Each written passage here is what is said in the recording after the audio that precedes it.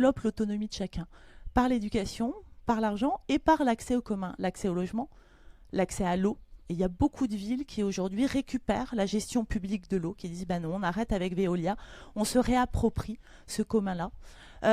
L'électricité, l'énergie, qu'est-ce qu'on produit, comment on le produit. Et si on se dit que ce revenu universel, ce revenu d'existence, cette base d'existence, elle est aussi financée, non pas par du monétaire qui va me permettre de consommer, mais bien par le fait d'avoir accès à un minimum d'eau pour vivre, avoir accès à un minimum d'électricité pour vivre, ça change complètement la donne. On n'est plus dans de l'assistanat, on est dans de la dignité. Et c'est avant tout aussi un projet de dignité, c'est un projet de sortir de la précarité. Alors évidemment, ça ne suffira pas. Évidemment, ce n'est pas parce qu'on donne 600, 700, 800, 1000 euros à tout le monde qu'on va sortir les gens de la rue parce qu'il y a toute une autre précarité autour. Ceci dit, c'est quand même un premier pas intéressant de dire j'ai accès au logement, j'ai accès à l'eau, j'ai accès à l'électricité et j'ai accès à de la nourriture locale. C'est quand même quelque chose qui permet de repenser sa vie et de se projeter un peu dans le futur. Et on le disait, on est aussi... On n'est pas... Et le film pareil, et là on est quand même entre nous. On est quand même dans un monde plutôt privilégié où on peut prendre le temps de réfléchir. Comment ces débats-là, on les amène dans les cités. Il y a les gens de Bondic Blog qui seront là demain. Je ne sais pas s'ils sont déjà là aujourd'hui. Ils sont là. Ben, super. Comment ce débat-là, on l'a autrement que juste avec des gens qui sont déjà en réflexion, qui ont déjà la chance de pouvoir changer de vie, qui ont déjà la chance de pouvoir faire des choix alternatifs. Comment on le porte dans la ruralité? Nous, on a fait pas mal pendant la campagne présidentielle. On a eu ce débat avec des gens qui habitaient vraiment dans des villages, dans des territoires très perdus, qui disaient bah, moi, ça me pose question et en même temps, ça m'intéresse. Est-ce que ça va faire que j'aurai un médecin dans mon village? Comment ces questions, elles sont intégrées et travaillées à différents niveaux? Aujourd'hui, alors on avait tout un projet de société qui sera peut-être emparé en 2022 par d'autres personnes sur ce revenu de base au niveau national. Comment on continue à pousser cette idée aujourd'hui? On le pousse par le revenu de base agricole. Il y a beaucoup de travaux qui sont faits là-dessus. Il y a des expérimentations qui pourraient se mettre en place qui permettraient de prouver, de tester, de regarder ce que ça crée. Et c'est aussi le projet de Frédéric. Comment on observe que faire confiance aux gens, ça marche? Il y a énormément d'études qui le montrent. Il y a énormément d'études qui montrent que faire confiance, ça marche. Il y a des expérimentations de revenus universels. Il y en a eu dans les années 70 au Canada. Il y en a en ce moment au Kenya, à Nairobi. Et en fait, l'argent gratuit, globalement, ça capacite les gens. Faire confiance aux gens, ça marche beaucoup mieux pour qu'ils aient envie de se prendre en main que de les fliquer et leur dire mais attends, t'as fait combien de rendez-vous là?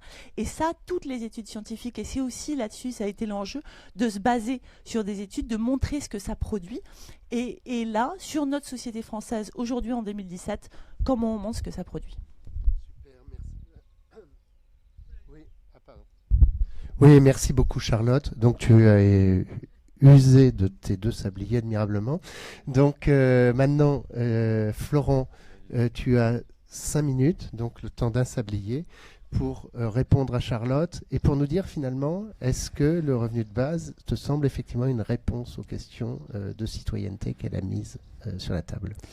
Alors ça commence mal puisque je suis assez d'accord avec ce que vient de dire Charlotte, donc ça va être un problème, et je sens en plus, parce que je connais aussi mes autres interlocuteurs, Delphine et Fred, j'ai l'impression qu'ils vont être plus en désaccord entre eux, parce qu'ils défendent tous des formules un peu différentes qu'avec moi, qui en fait je me suis intéressé du point de vue de la philosophie morale au revenu de base. Et en s'intéressant de ce point de vue, j'ai compris pourquoi, enfin j'ai trouvé une explication au fait qu'il soit défendu par des gens qui sont opposés sur le spectre politique ou idéologique. C'est-à-dire que la philosophie morale nous explique comment naissent les controverses en éthique, et typiquement le revenu universel, puisque c'est du revenu universel dont on parle, correspond à toutes les critères de définition de ce qui peut naître une controverse. C'est-à-dire qu'en gros, pour faire très court, les principes sur lesquels repose le revenu universel ne sont pas compatibles avec les conséquences de la mise en place du revenu universel. En gros, les principes sont très libéraux, c'est-à-dire en gros on donne de l'argent à tout le monde sans que l'État n'intervienne pour dire qui a droit, qui sont les bons et les mauvais pauvres. Les mauvais pauvres, je vois Delphine qui est d'accord avec moi. Qui sont les bons et les mauvais pauvres, et qu'est-ce que chaque individu doit pouvoir en faire de cet argent. Donc ce sont des principes en gros très libéraux, mais en revanche ce sont des conséquences très à gauche, ou plutôt très subversive. L'objectif d'ailleurs de beaucoup de ces profondeurs à gauche, c'est de faire péter le salariat, de faire péter le capitalisme ou faire péter un des systèmes qui leur gêne. Et d'ailleurs, la plupart des gens à gauche qui le défendent utilisent beaucoup les termes ça permettra de, ça servira à, ce sera un outil pour, c'est écrire des poèmes, courir dans les champs, enfin en faire quelque chose qui servira à quelque chose d'autre.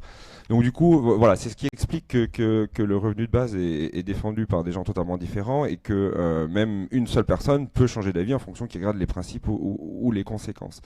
Alors là où je m'éloignerai un peu, alors effectivement, je trouve que ce que dit enfin, ce que tu dis, c'est plein de bon sens. Et puis en plus, tu le dis avec beaucoup de passion, donc on est toujours convaincu quand tu parles. Là où je prendrai un peu mes distances, c'est quand tu parles de protection sociale. Étant donné que je connais bien le système de protection sociale, puisque c'est ma spécialité à la base. Moi, dans ce que je peux en lire et de ce que je peux en voir, en général, le revenu universel est défendu comme un revenu de distribution. C'est-à-dire, en gros, on distribue la valeur créée dans la société en dehors du travail. Et pas comme un revenu de redistribution, c'est-à-dire quelque chose qui va permettre de soutenir la protection sociale, d'autant plus qu'en France, la protection sociale est liée à la mise en commun des risques pour faire face à des risques imprévus et imprévisibles. Je ne pense pas que distribuer une petite somme, parce que ça restera une petite somme quoi qu'on en dise, puisse permettre à des individus de faire face aux risques de la vie. Et ça, donc je ne crois pas du tout que ce puisse être défendu comme un pilier de la protection sociale. À la rigueur, ça peut être défendu comme un moyen de distribuer une valeur qui est créée en dehors de l'entreprise. Et encore, ça crée aussi pas mal d'apories du point de vue philosophique de le défendre comme ça. Je ne sais pas si on aura l'occasion d'en reparler. Mais en tout cas, si c'était pour parler du point de vue de la protection sociale, là, je m'en éloignerais beaucoup. Et quant au revenu agricole, oui, alors là, aussi pareil, je suis totalement pour, mais il n'est plus du tout universel. Donc, voilà. C'est un revenu sectoriel, comme on peut aussi imaginer toutes sortes de revenus de transition qui favoriseraient la transition écologique. Et dans ce cas-là, je pense qu'on pourrait se retrouver. Mais on n'est plus dans le revenu universel et je pense que on s'éloignerait de ce que voudrait Delphine et d'autres.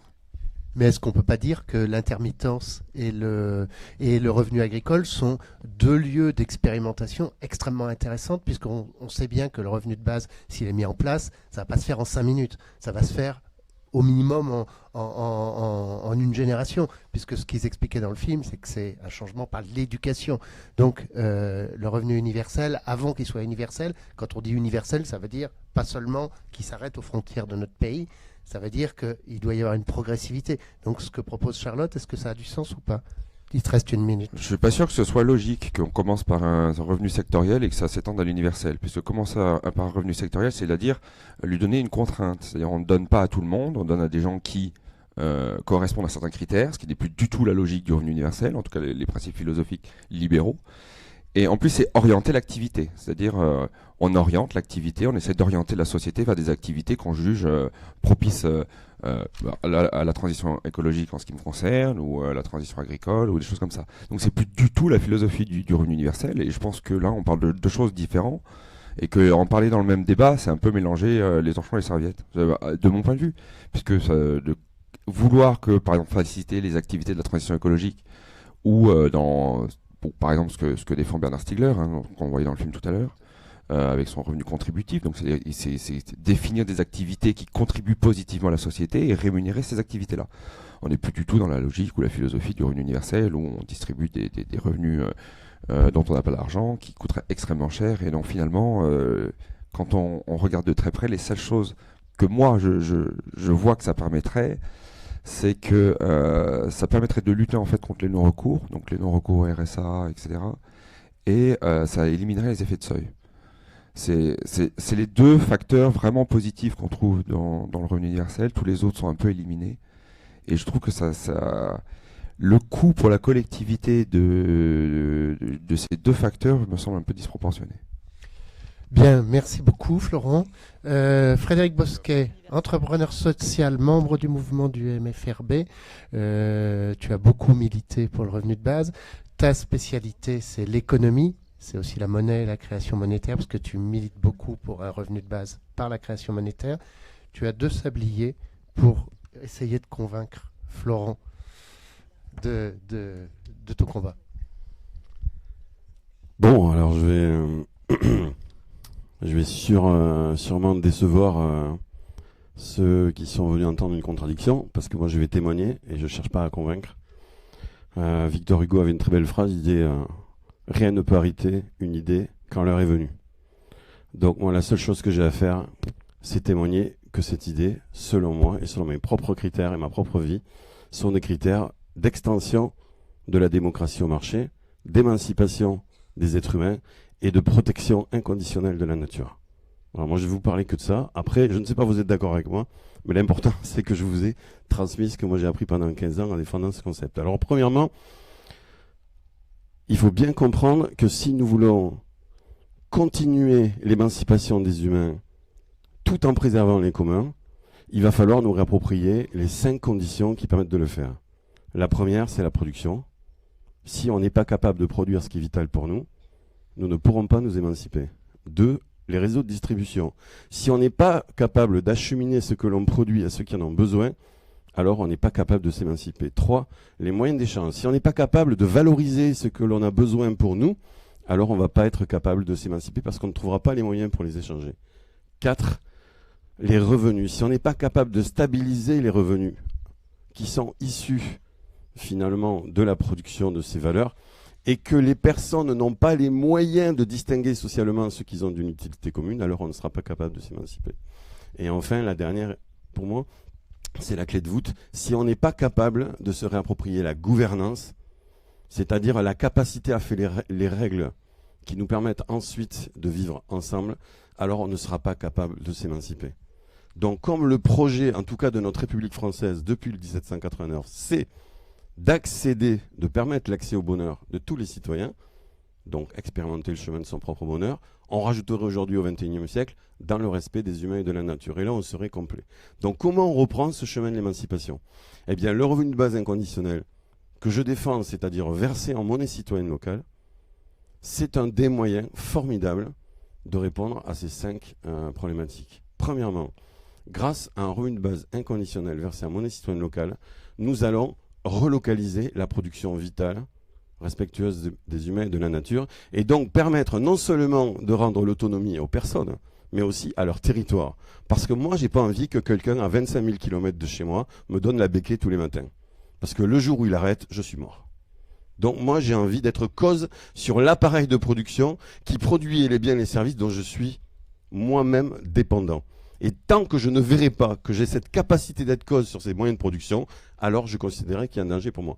Avoir un revenu de base versé en monnaie citoyenne locale est un moyen d'être cause, puisque seuls les acteurs respectueux des humains et de la nature habitant près de chez moi pourront toucher une part de ce revenu. Et comme ils sont près de chez moi, moi, je peux agir sur eux. Ça, c'est le premier point. Le deuxième point, c'est les moyens de distribution. Le gros problème que nous avons aujourd'hui, et on le voit dans l'expérimentation qu'on est en train de mener dans un petit village du Lot-et-Garonne qui s'appelle Masquer, avec la mise en place d'un éco-village qui va mettre en place justement un revenu d'autonomie en monnaie citoyenne locale, il nous faut raccourcir les moyens de distribution. Mais quand je dis raccourcir les moyens de distribution, ça va très très loin. C'est pas seulement les ramener près de chez soi, c'est les ramener à l'intérieur de ces champs. Parce que si on veut être autonome, donc faire ses règles par soi-même, il faut aussi produire ce dont on a besoin par soi-même. Après, le fait d'abandonner cette production à quelqu'un d'autre, c'est un choix personnel. Okay ? Mais si je suis capable par moi-même de produire l'énergie dont j'ai besoin, avec des panneaux solaires, une éolienne, si je suis capable par moi-même ou avec mes voisins de produire l'alimentation dont j'ai besoin, si je suis capable par moi-même et avec mes voisins de produire, grâce à une chaîne de valeur bien normée, l'habitat que je vais habiter à partir de biomasse locale, la terre, la paille, le bois, si je suis capable de recycler l'eau que je consomme, si je suis capable de partager les moyens de mobilité avec mes voisins dont j'ai besoin pour me déplacer, alors à ce moment-là, oui, je vais raccourcir les réseaux de distribution jusqu'à ce que ce qui est vital rentre chez moi ou près de chez moi. Et ça, un revenu de base versé en monnaie citoyenne locale, c'est un moyen de raccourcir d'une part les circuits de distribution, mais surtout de donner les moyens aux personnes d'avoir les activités qui sont vitales pour elles. Parce qu'à partir du moment où je me lève le matin, où je n'ai pas besoin d'aller chercher une activité marchande, c'est-à-dire vendre bien un service sur un marché pour avoir de la monnaie, puis envie avec cette monnaie aller m'acheter ce dont j'ai besoin, si je l'ai en amont, ce revenu citoyen, alors je vais développer les activités qui me réalisent. Et ça va être formidable. Ça, j'en suis persuadé. Alors oui, il y a 3% de la population, hein. comme à l'époque des congés payés et de la semaine des 45 heures, qui vont peut-être se terminer dans un fossé avec 3 bouteilles de whisky ou de Ricard. Mais ça reste quand même une très petite minorité. Relisez les minutes de l'Assemblée nationale sur la mise en place des congés payés et de la semaine des 45 heures, c'est à mourir de rire. Hein. Donc quand on nous dit qu'aujourd'hui le revenu de base inconditionnel va créer des feignants, hein, c'est exactement les mêmes choses qu'on disait à l'époque de la mise en place des congés payés des 35 heures, donc c'est vraiment tellement ridicule. Enfin, troisièmement, il nous faut nous réapproprier les moyens d'échange. Là aussi, un revenu de base versé en monnaie citoyenne locale, contre-garantie par une production locale, ça va être un moyen extraordinaire de nous réapproprier ces moyens d'échange. Pourquoi ? Parce que la monnaie citoyenne locale fonctionne parce qu'elle a en contre-garantie d'un côté de la production réelle et de l'autre côté de la monnaie euro qui est bloquée sur un compte épargnétique. Et ça, c'est absolument important parce que à chaque fois que vous retirez 1 euro d'une banque commerciale classique et que vous la mettez sur un compte épargne éthique, vous divisez par 12 la capacité de financement des marchés financiers de ces banques commerciales non éthiques pour multiplier par 12 la capacité de crédit des banques éthiques. Ce qui fait un levier de 24 pour transformer la financiarisation de l'économie, c'est-à-dire faire en sorte que l'épargne revienne au niveau local, serve à nouveau à financer l'appareil de production local respectueux des humains et de la nature, tout en diminuant la capacité des marchés financiers à s'étendre. Donc il n'y a pas d'autre mesure que je connaisse aujourd'hui qui a un moyen aussi puissant d'affaiblir les marchés financiers et de renforcer l'investissement territorial. Le 4e point, qui est extrêmement important, il faut que je me dépêche, j'ai pas beaucoup de temps, c'est la stabilisation de la demande solvable. Avec un revenu de base inconditionnel en monnaie citoyenne locale, on garantit une demande solvable. Alors ce terme est un peu technique, mais il est fondamental. Pourquoi nos entreprises aujourd'hui, qui sont capables de produire des biens et des services dans des conditions qui pourraient être formidables à la fois pour les humains et la nature, sont obligées de rentrer dans cette bataille des prix stupide? Parce qu'il n'y a pas assez de revenus distribués dans l'économie réelle. 98% des transactions en monnaie se font sur les marchés financiers. 98%. Vous prenez une journée de 24 heures. Et là, vous résumez toutes les transactions mondiales. L'économie réelle, c'est la première heure et demie. À partir d'une heure et demie jusqu'au lendemain matin, ce ne sont que des transactions de couverture de risque à la hausse ou à la baisse pour faire de l'argent sur de l'argent. Donc, 4e point, stabilisation de la demande solvable. Et comme on stabilise la demande solvable, les entreprises, les artisans, les commerçants peuvent se développer en prévoyant un carnet de commandes. Et en même temps, les collectivités territoriales recommencent à avoir des taxes pour garantir les biens communs et redévelopper des services publics. Donc, la garantie de la demande solvable a un effet positif sur l'investissement et le développement des entreprises locales. Et ça, c'est formidable, parce qu'on réconcilie les petites entreprises, les artisans, les commerçants, les collectivités territoriales avec tous les citoyens. Parce que le revenu de base inconditionnel versé en monnaie citoyenne locale est versé à tous les citoyens de façon indistincte. Fini de dire « Ah tiens, celui-là il est pauvre, celui-là il est riche », on s'en contrefout. Ce qu'on veut, nous, c'est qu'il n'y ait plus jamais un être humain qui ne puisse faire ce qu'il veut parce qu'il manque de pognon. Alors qu'on a des entreprises, des collectivités locales, un certain nombre de personnes qui sont capables de satisfaire ces besoins. Donc pourquoi on ne pourrait pas leur donner les moyens de distinguer socialement ceux qui ont une utilité commune pour eux? Article 1er des droits de l'homme de 1789. On connaît le premier article, là, beaucoup. Hein. Les hommes naissent libres et égaux en droit, c'est là, tout le monde la connaît. Mais la deuxième partie, souvenez-vous-en, les distinctions sociales sont fondées sur l'utilité commune. Et là, je rentre dans le dernier point, la gouvernance. Si vous voulez des distinctions sociales qui récompensent l'utilité commune, il faut d'une part redéfinir ce qu'est l'utilité commune. Et l'utilité commune, c'est le service au bien commun. Donc tant qu'on n'aura pas redéfini les biens communs, on ne saura pas ce qu'est l'utilité commune. Et si on ne sait pas ce qu'est l'utilité commune, on ne pourra pas mettre en place des distinctions sociales. Et les distinctions sociales, c'est quoi? C'est d'un côté les bulletins de vote que vous mettez dans l'urne, et de l'autre côté, les petits billets verts que vous dépensez tout le temps.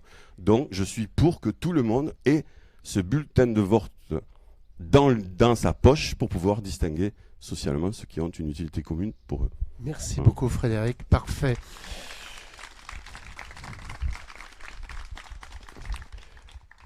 Florent, à toi. Bah là encore, je suis embêté. Mais en fait, je me demande est-ce qu'on est vraiment d'accord sur le revenu universel ou sur l'utilité commune, enfin même pas l'utilité commune, sur la monnaie locale. Effectivement, tout ce que tu dis sur la monnaie locale, je partage. Je vois pas comment je pourrais faire autrement. Donc, mais enfin, j'ai l'impression qu'on s'éloigne un peu de la question du revenu universel. Et quand tu dis qu'il faut définir ce qu'est l'utilité commune, bah, évidemment.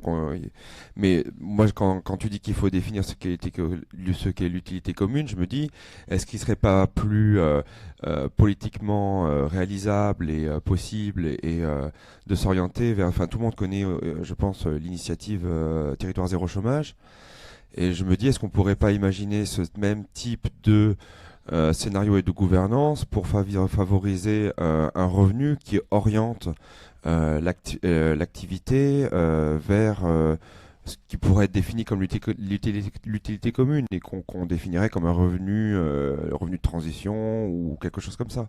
Mais est-ce qu'il y a besoin de penser au revenu universel pour penser à ça? Mais malgré tout l'intérêt que je vois à la question et au débat, hein, encore une fois, je me suis intéressé de manière vraiment, comme tu disais tout à l'heure, Olivier, bienveillante à la question du revenu universel. Mais j'ai l'impression que on l'utilise un peu comme une baguette magique, et c'est ce qui un peu ressort de ton discours, c'est une baguette magique qui va résoudre tous les problèmes. Et en fait, en plus, en règle générale, quand on en parle, et en plus, je me permets de dire ça parce que je suis philosophe, donc on me reproche souvent de ne pas parler du financement, alors que justement, je trouve toujours un peu bizarre de parler du revenu universel sans parler de son financement, parce que si on parle du revenu universel, il faut parler de son objectif. Et de son objectif dépend du financement et qui le paye. Parce que quelque chose qui va être donné à tout le monde, et donc même aux riches, doit être financé par la collectivité. Et c'est pour ça que beaucoup d'intellectuels voyaient ça un mode de redistribution de la société vers les riches également. Et que si c'est par ce que j'ai peut-être cru comprendre qui émet ton discours par la création monétaire, dans ce cas-là, on ne sera pas d'accord du tout, puisque je sais que tu penses que la création monétaire, en tout cas que le système monétaire ne finance pas le long terme, donc je pense que la création monétaire doit se limiter au financement du long terme, et pas faire de l'électromoney, c'est-à-dire pas distribuer de l'argent à tous les gens, même ceux qui n'en ont pas besoin. Et si c'est une réforme fiscale, dans ce cas-là, le débat, si c'est par la fiscalité, donc, dans ce cas-là, le débat, c'est la réforme fiscale. C'est plus le revenu universel, c'est-à-dire quelle est la fiscalité de demain pour qu'elle soit plus économiquement juste, efficace, redistributive. Et voilà, donc on n'est plus dans le revenu universel dans les deux cas. Le revenu, en fait, il y a plusieurs leviers de financement du revenu de base. Et effectivement, deux de ces leviers principaux, c'est à la fois la fiscalité, mais aussi la création monétaire. Moi, une question. J'en vois pas d'autres. Comment ? J'en vois pas d'autres. Si, bien sûr, réutiliser une partie des fonds qui existent déjà et qui sont distribués sous forme d'aides diverses. Je rappelle que la protection sociale en France, tout compris, c'est 720 milliards d'euros, soit plus que donc ça veut dire que sur ces 700, soit plus que le budget de l'État, qui est autour de 400 milliards d'euros. Donc, si, il y a un levier énorme aussi de ce côté-là. Plus les économies, plus le fait que tous les gens qu'on paye pour contrôler, ces gens-là n'aura plus. Du refléchage. Voilà, oui, du refléchage. Il y a beaucoup de leviers qui sont vraiment très, très, très importants. Ce qui, moi, m'intéresserait, puisque tu représentes la Fondation Nicolas Hulot, c'est de savoir, en gros, Frédéric dit il faut utiliser la création monétaire pour financer le revenu de base, et la Fondation Nicolas Hulot a plutôt tendance à dire il faut utiliser ça pour la transition écologique. On ne va pas pouvoir financer les deux. Non. Alors, est-ce que c'est ça l'objectif? Est-ce qu'il faut choisir entre l'un et l'autre? Comment ça se passe? Alors, effectivement, c'est une bonne question. Je précise juste que nous sommes la Fondation pour la Nature et l'Homme désormais. Vous changez toutes les 3 minutes de nom, c'est une grosse blague. Jusqu'à on ne sait pas quand. Et que nous sommes présidés par Audrey Pulvar et plus par Nicolas Hulot. Donc cette parenthèse étant fermée, oui, la fondation, en fait, la Fondation pour la Nature et l'Homme, qui s'appelait à l'époque Fondation Nicolas Hulot, a longtemps travaillé sur le financement de la transition écologique. Donc c'est financer tous les investissements nécessaires dans les infrastructures, dans les énergies renouvelables, etc., etc. Et que on pensait que l'argent devait être trouvé par la création monétaire, c'est-à-dire que la banque centrale ou les banques publiques devaient financer directement sans passer par les circuits financiers les investissements de la transition écologique. Un peu ce que tu expliquais tout à l'heure dans le film, Fred. Et donc nous on a soutenu ça, mais depuis très longtemps, ça fait 10 ans, je crois qu'on a sorti les premiers rapports là-dessus, et que ça a pris son chemin et que du coup, quand on a été contacté par ceux qui voulaient financer le revenu de base ou le revenu universel par la transition écologique, ils pensaient qu'ils allaient obtenir un soutien de notre part, mais nous, sans non plus, on est en discussion. Hein, on n'est pas, vous savez, la fondation est un lieu de débat. On n'est pas non plus totalement dans l'opposition ou on n'a pas des positions fermées, totalement fermées sur les sujets. Mais effectivement, on va pas pouvoir faire de la création monétaire sur tout. Nous, on pense que l'important, d'abord, c'est de financer l'avenir, parce que sinon, on va dans le mur. Et que, en plus, si on fait de la création monétaire pour faire de l'hélicoptère money, hein, c'est-à-dire distribuer à chacun, que chacun ait à la fin du mois sur son compte en banque de l'argent de la Banque centrale. L'objectif, si la Banque centrale le fait, ça serait des objectifs de croissance, de consommation. Je suis pas sûr que on puisse se rencontrer là-dessus. Bien. On va poursuivre avec Delphine Granier. Donc Delphine, tu représentes le think tank Génération Libérale. Donc on a vu qu'il y avait plusieurs visions du revenu de base. Vous avez une vision du revenu de base. Vous défendez notamment un revenu de base qui s'appelle Libère. Je te laisse nous expliquer ta vision du revenu de base, la vision que tu défends avec Gaspard Koenig au sein de ce mouvement. Et Florent te répondra. Tu as 2 sabliers pour nous convaincre. Parfait. Bon, alors pour commencer, je dirais que je trouve ça extrêmement positif qu'on ait aussi ce genre de débat aujourd'hui, parce que c'est quand même une idée dont on ne parlait pas tellement, hormis dans les cercles de spécialistes il y a 3 ans, et c'est devenu aujourd'hui un véritable sujet de société et un sujet qui a été débattu pendant l'élection présidentielle. Donc déjà, rien que ça, c'est pour moi un élément très positif. Ceci dit, je le tempérerai par une remarque qui est en effet que, en tout cas moi, ce que j'ai ressenti dans les nombreux débats qu'il y a eu pendant la période électorale, c'est qu'on en a un peu fait une mesure qui est en effet censée être la solution à beaucoup de problèmes. Finalement, l'adjectif universel qui est censé s'appliquer uniquement à ce revenu, ça apparaît un petit peu comme voilà la solution universelle aux problèmes de logement, aux problèmes de productivité, aux problèmes d'assistanat. Et je pense que en essayant d'en faire une solution en effet un petit peu miracle, comme on l'a dit avant, c'est finalement faire perdre de l'intérêt à cette mesure et qu'on aurait plutôt intérêt à la circonscrire à quelques objectifs précis pour essayer justement d'en faire une mesure la plus concrète possible et qui aurait le plus de chances de trouver une réalisation vraiment concrète. Donc, ceci étant dit, donc moi je travaille en effet pour le think tank Génération Libre. Et donc on a produit ce rapport il y a 3 ans déjà et on le présente depuis 3 ans aux décideurs, aux médias, dans de nombreuses conférences. Et en fait la genèse de ce rapport, l'idée vraiment de base, c'était de se dire que on a 400 milliards de dépenses sociales par an en France et que malgré ce chiffre qui est quand même un budget important, on a des personnes qui passent au travers des mailles du filet et qui se retrouvent dans la rue sans toucher aucune aide. Et que finalement le RSA qu'on a aujourd'hui et qui est un peu censé jouer ce rôle de filet de sécurité, on voit bien qu'il ne fonctionne pas. Il y a un chiffre qui circule, tout le monde le connaît à peu près, c'est le taux de non-recours au RSA. Le RSA, je crois qu'il y a à peu près, si je dis pas de bêtises, 2/3 de personnes qui pourraient le toucher, mais qui, en raison de manque d'informations, de formulaires trop complexes, des motivations et du fait d'être déjà un petit peu en marge de la société, ne touchent pas cette aide qui normalement leur est prévue pour leur situation. Et je ne sais pas si certains de vous ont vu le film Moi Daniel Blake, mais alors je le cite parce que j'ai trouvé ça extrêmement intéressant. Pour moi, ça justifie un petit peu cette mesure du revenu universel. C'est l'histoire d'un homme qui tombe malade, perd son emploi et qui, au quotidien, s'épuise à essayer d'obtenir une aide qui s'applique à sa situation, mais à chaque fois on lui explique qu'en réalité il n'est pas tout à fait, il ne correspond pas vraiment aux critères qui lui permettraient de toucher ces aides. Et on voit en fait tout simplement un homme qui perd pied progressivement et qui s'épuise quotidiennement face à une machine bureaucratique que personne ne comprend, qui en réalité est censé normalement le soutenir et qui l'épuise tellement finalement le système aussi du coup de protection sociale est déshumanisé et oublie de s'occuper la situation réelle des gens.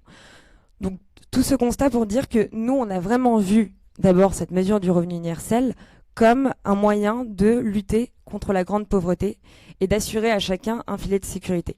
Donc je m'éloigne un petit peu du discours aussi qu'on a évoqué hier pour ceux qui étaient présents du revenu universel et de l'intérêt du revenu universel dans l'évolution de la société par rapport au travail et dans le fait que si un jour le travail disparaît, ce serait intéressant d'assurer à chacun un revenu. Je pense que c'est un débat intéressant à avoir et à terme ce sera peut-être en effet aussi une raison de plus pour défendre le revenu universel. Mais en tout cas, je pense que la question de la pauvreté, elle est très concrète, elle est très réelle, elle est très actuelle, et que déjà, ça en fait un argument largement suffisant pour porter cette idée du revenu universel. Donc, ceci étant dit... Vos deux spécificités aussi, c'est à la fois la libre entreprise, il y a une dimension entreprise, libéralisme, et puis un respect et dimension de l'homme, revenir au rêve de 1789. C'est ça en gros, Delphine ? Alors, la référence à la Révolution, c'est intéressant parce que c'est vrai qu'on a prévu des droits à beaucoup de choses, mais finalement, un droit qui figure pas dans la Déclaration des droits de l'homme, c'est le droit à la survie. Et c'est le droit justement à avoir un revenu qui me permet de survivre en cas de coup dur, en cas d'échec, en cas d'imprévu. Et pour nous libéraux, l'intérêt de cette mesure, c'est que justement la mesure la moins paternaliste et la moins bureaucratique possible. Je donne à chacun un revenu. Donc la société se met d'accord pour assurer ensemble cette forme de solidarité, mais ensuite je supprime tous les critères pour le recevoir, toutes les contreparties qu'on voudrait parfois donner, et simplement je fais confiance à l'individu pour utiliser du mieux que possible ce revenu. Donc j'y vois 3 avantages majeurs. Donc d'abord l'automaticité, je le reçois de toute façon. Et ça évite de se poser ces questions aujourd'hui qui sont que si je suis au chômage, que je lance une activité en freelance ou en auto-entrepreneur, quel impact ça va avoir sur les aides que je reçois ? Est-ce qu'au final je vais gagner plus ? Est-ce que je vais gagner moins ? Et qui sont finalement des réflexions qui empêchent parfois les gens de se lancer dans des activités et de mener les projets qu'ils voudraient mener. C'est le premier atout. Le deuxième, et ça répond pleinement à la question de cette table ronde, c'est l'assistanat. Est-ce que c'est une mesure qui va encourager l'assistanat ? Pour moi, à l'inverse, je pense que c'est une mesure qui est extrêmement anti-assistanat et qui au contraire encourage le travail, parce qu'aujourd'hui, on voit bien que avec les effets de seuil et ce système extrêmement complexe des aides, parfois le fait de reprendre un emploi, de toucher un revenu, finalement est moins intéressant que toucher des allocations au chômage. Donc simplement rationnellement, c'est évidemment beaucoup de personnes préfèrent ne pas perdre un revenu. L'intérêt du revenu universel, c'est qu'on touche ce montant, quoi qu'il en soit, et si je retrouve un travail, nous on le finance en fait avec un impôt sur le revenu qui supprime mes effets de seuil. Donc concrètement, si je n'ai rien, je vais toucher mon revenu universel directement. Si je commence à avoir un revenu, je vais toucher un peu moins de revenu universel et en fait ça se manifeste par un crédit d'impôt. Donc tout ça se fait de façon extrêmement lisse et ça supprime tous les effets de seuil qui aujourd'hui gênent énormément le retour à l'emploi. Et le troisième avantage que je vois, qui rejoint du coup la discussion sur le travail, c'est que dans cette évolution du travail où les gens ont de plus en plus tendance à alterner les parcours, avoir une activité salariale, parfois couplée à une activité indépendante, parfois en alternant le salariat puis l'indépendant, on a des parcours beaucoup plus hachés, beaucoup moins lisses, et le revenu universel a aussi un intérêt là pour justement assurer une sorte de revenu continu qui sera là, quelle que soit ma situation professionnelle ou quel que soit mon projet du moment. Delphine, cette notion de temps libre qu'on voit beaucoup développer dans le film, cette notion de je travaille, je ne travaille pas, il ne faut pas mélanger le travail et l'activité, les entreprises nous obligent à faire du travail subi, etc. C'est quelque chose qui vous parle parce que vous, une bonne partie de votre vision, c'est malgré tout de dire il faut que chacun puisse être l'entrepreneur de sa vie, mais aussi être dans l'entreprise, dans l'emploi, dans le travail. C'est quelque chose d'important pour vous, cette notion. Donc la notion de travail compte pour vous, la dignité par le travail, etc., non ? Justement, non. Nous, alors il y a une dispute connue entre 2 philosophes qui sont John Rawls et Philippe Van Parijs, qui se disent est-ce que finalement c'est éthique, moral de donner un revenu universel au surfeur de Malibu qui ne fait rien d'autre que surfer sur des vagues. Et alors l'un répond en effet que non, en effet la valeur travail est quand même importante, et donc si on donne quelque chose, on attend quand même, la société attend une contrepartie en échange. Et la réponse plus libérale de l'autre est justement de dire, si on commence à lui imposer une contrepartie, concrètement, on va devoir mettre des contrôleurs sur la plage pour vérifier qu'entre deux vagues, il vend bien des cacahuètes et qu'il a une véritable activité, un travail qui justifie de recevoir ce revenu universel. Et donc finalement, nous, notre réponse qui est assez libérale, c'est de dire cette idée de valeur travail, qui la décide en fait. Aujourd'hui, on peut décider de mener sa vie avec un revenu dont on connaît le montant fixe qu'on reçoit chaque mois, et décider d'entreprendre sa vie de façon extrêmement autonome, mais de la façon que chacun souhaite individuellement. Alors le pari libéral, c'est que généralement les gens ont envie de faire quelque chose de leur vie, quel que soit le projet, et que les gens ne resteront pas inactifs chez eux à juste consommer ce revenu, mais qu'en tout cas la notion de travail n'est pas la bonne façon d'imposer le revenu universel. Et d'ailleurs, on voit les expériences qui ont été menées, tu le disais Charlotte, que ce soit aux États-Unis dans les années 70, dans l'état du Madhya Pradesh en Inde, en Namibie, on voit très bien qu'en réalité, les gens, une fois qu'ils reçoivent ce petit capital, finalement sont les mieux placés pour en faire une utilisation extrêmement rationnelle, pour l'investir, pour acheter des outils de production, et en tout cas pour en faire une utilisation qui est conforme à leurs besoins du moment. Cela dit, en une seconde, la proposition du Libère, qui est la proposition de Génération Libre, c'est un revenu de base à 450 €. Donc, on a beau dire, chacun fait ce qu'il veut, à 450 €, Ouais. il y a intérêt à bosser. Oui, non mais c'est une bonne remarque. D'accord. On l'a, alors, pour arrondir, on l'a modélisé En une sur seconde, hein. 500 €. Le chiffre, il est simple, c'est que, donc, je rappelle que ça n'a pas vocation à régler tous les problèmes, c'est que c'était une mesure pour lutter contre la grande pauvreté. C'est quand même ça le constat de base. Et qu'en réalité, on s'est aperçu que c'était extrêmement difficile de chiffrer la pauvreté. Parce qu'il y a énormément de chiffres sur les inégalités, mais que finalement, la pauvreté en chiffres réels, à partir de combien est-ce qu'on est pauvre ? Donc on s'est servi des chiffres, nous, du Secours catholique, pour essayer de compter quels étaient ces besoins de base non couverts. Et on est arrivé au chiffre de 500 €. Après, c'est vraiment la base, c'est-à-dire que ça ne supprime pas les aides au logement, ça ne supprime pas le chômage, ça ne supprime pas le reste de la protection sociale. En fait, c'est l'équivalent d'un RSA.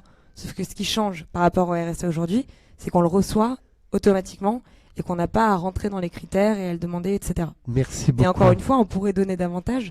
Il suffit du coup d'augmenter le taux d'imposition pour le financer. Merci. Donc, Parfait. Merci beaucoup. La réponse de Florent Augagneur en 5 minutes. Si le coq lui laisse la parole. Alors, alors là par contre je ne sais plus par quoi commencer. Parce que je connais un peu les travaux de Libère qui en fait pour vous, si je ne me trompe pas, c'est une réforme fiscale. Donc c'est avant tout comme ça que vous prenez le sujet et vous proposez un impôt négatif. Très bien.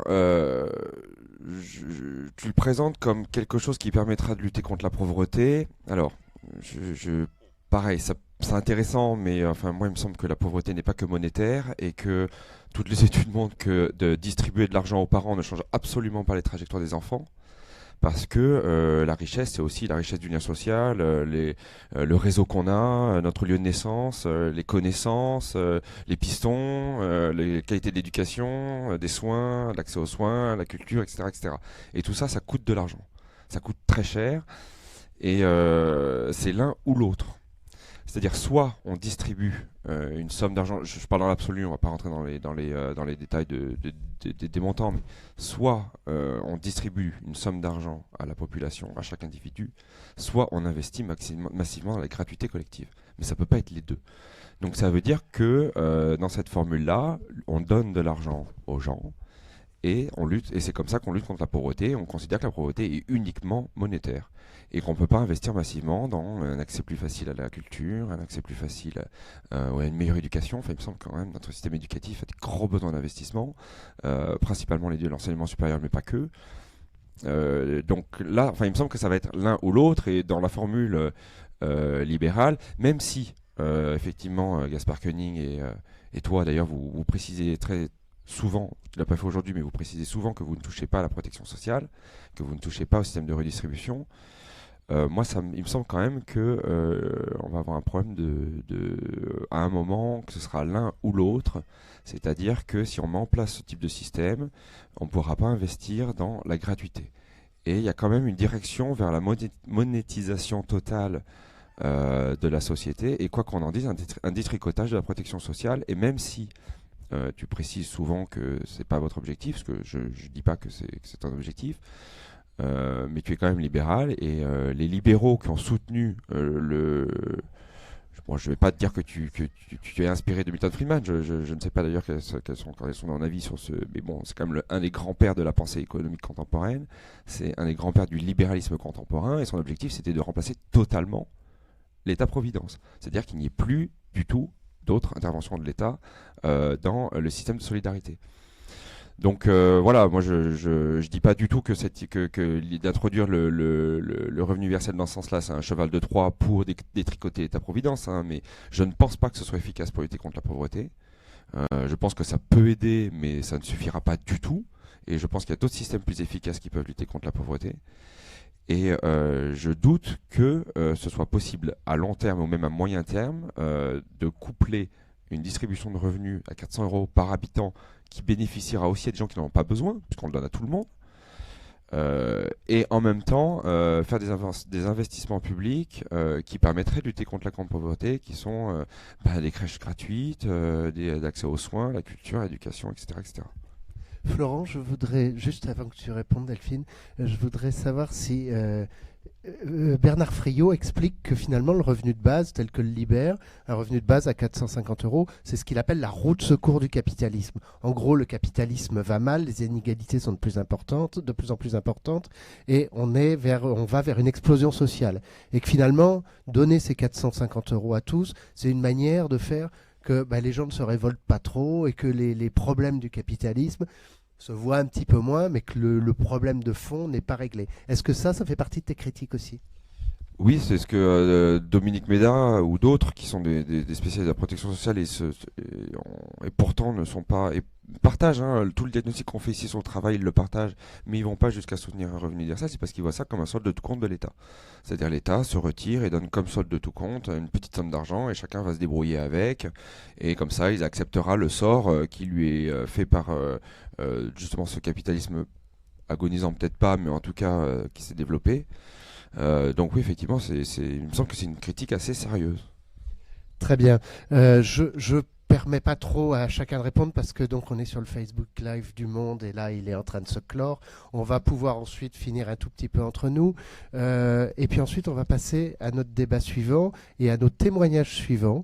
Mais avant de vous en parler, je voudrais reprendre le petit sondage qu'on a fait tout à l'heure, un peu au doigt mouillé. C'est-à-dire j'aimerais savoir si parmi les gens qui étaient contre qui pensaient que le revenu de base était un assistanat, lesquels ont changé d'idée. Est-ce qu'il y a beaucoup de gens qui ont changé d'idée là-dedans ? Bon, c'est éloquent. Est-ce que dans le cas inverse, les gens qui pensaient qu'il s'agit d'un facteur d'émancipation, est-ce qu'il y a des gens qui ont changé d'idée ?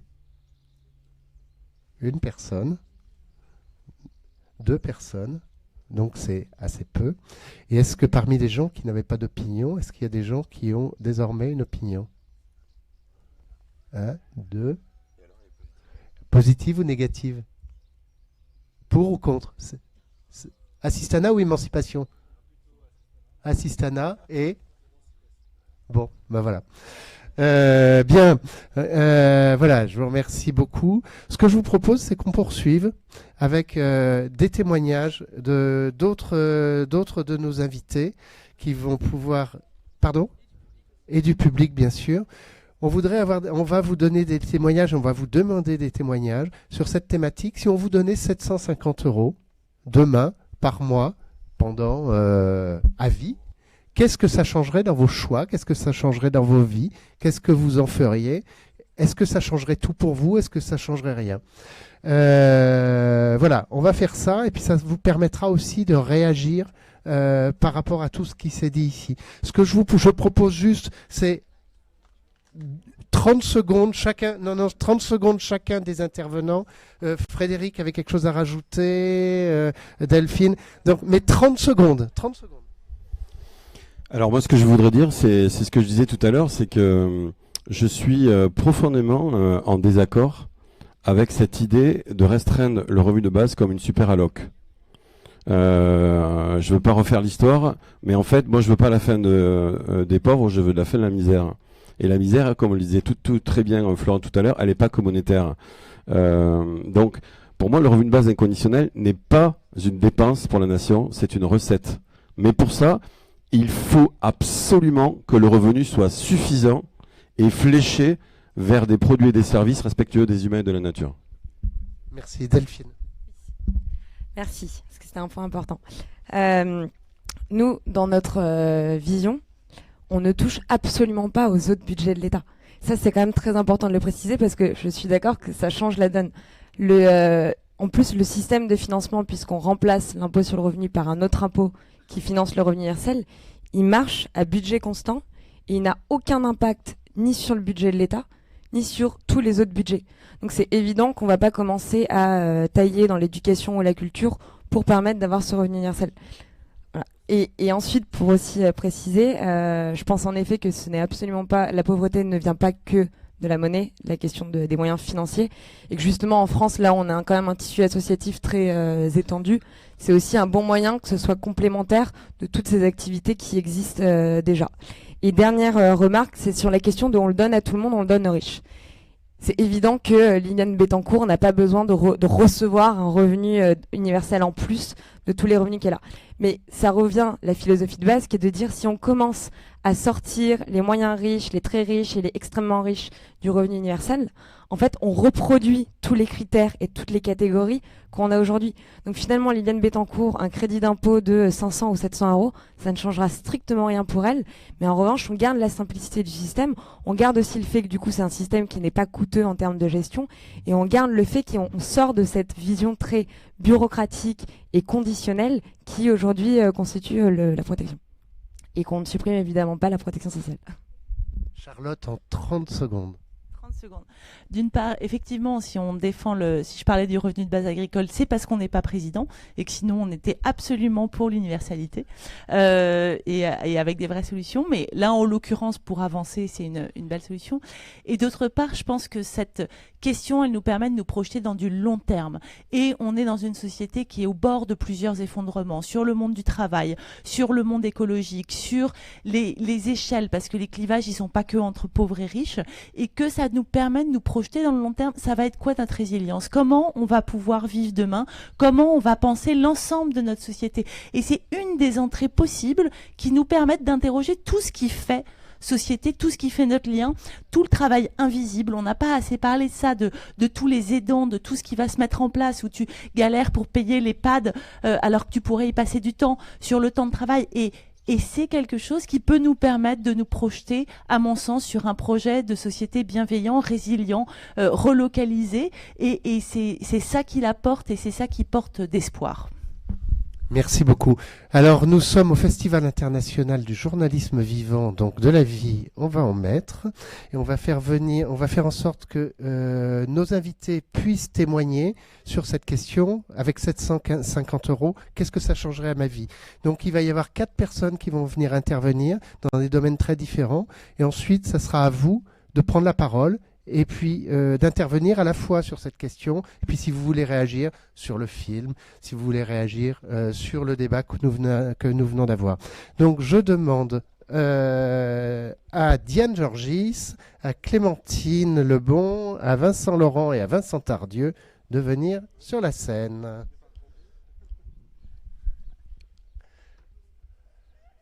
Vincent, il est où? Il arrive? Vincent, il est là, Vincent Laurent?